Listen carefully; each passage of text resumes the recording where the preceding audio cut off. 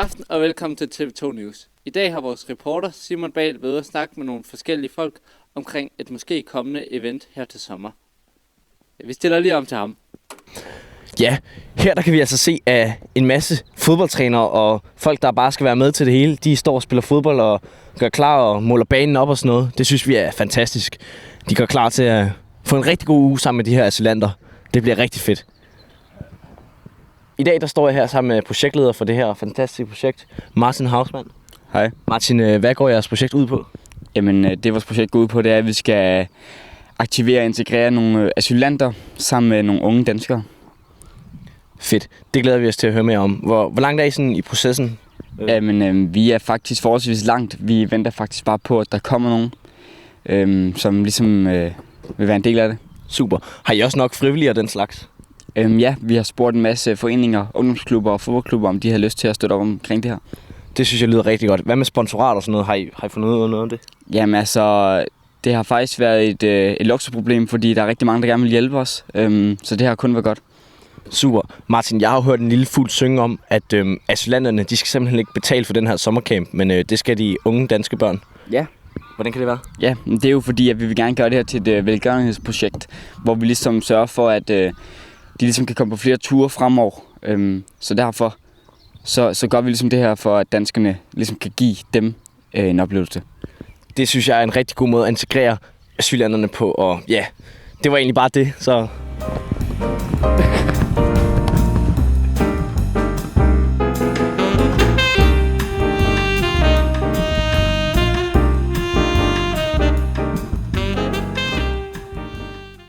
Ja, her sidder jeg så med Rasmus. Og Rasmus, du har jo meldt dig som frivillig og teamcoach og træner for de her asylanter der. Hvorfor har du gjort det? Jamen, jeg tænkte, de ville nok mangle en træner, så det tænkte, det kunne lige så godt blive mig jo. Ja, det synes vi er mega fedt. Hvad så med efterfølgende? Har I så tænkt jer, hvad vil I så gøre? Jamen altså, vi overvejer lidt at starte et hold, fordi der er mange af dem, der har talent. De er rigtig gode, mange af dem. Og den idé har vi jo hørt om før, så derfor så har vi simpelthen valgt at hjælpe jer med det.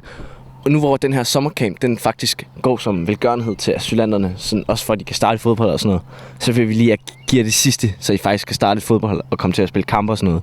Hvad siger du til det? Det bliver vi rigtig glade for. Det skal jeg tusind tak for. Jamen, det var der så lidt.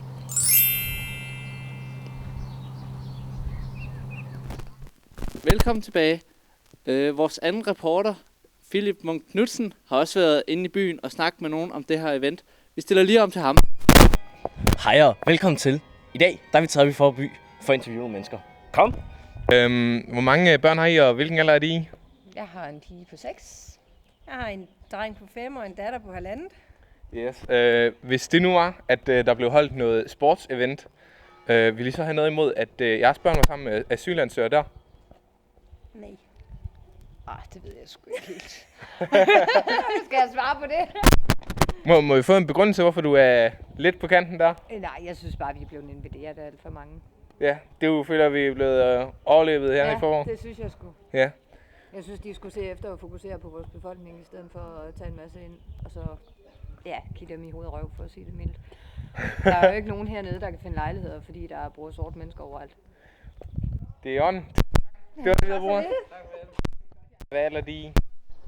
Det er måske noget tidlige teenager og sådan. Vi har dem fra 26 og ned til 3. Nå, ja.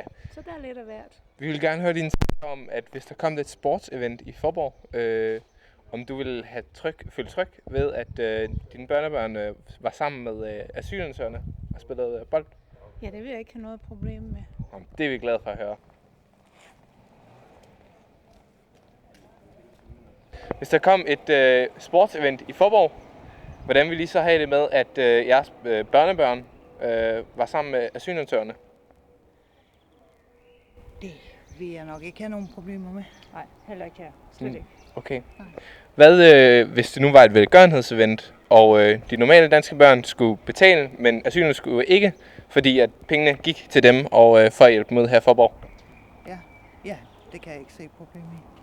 Nej, det kan jeg bestemt heller ikke. Nå, tak for det.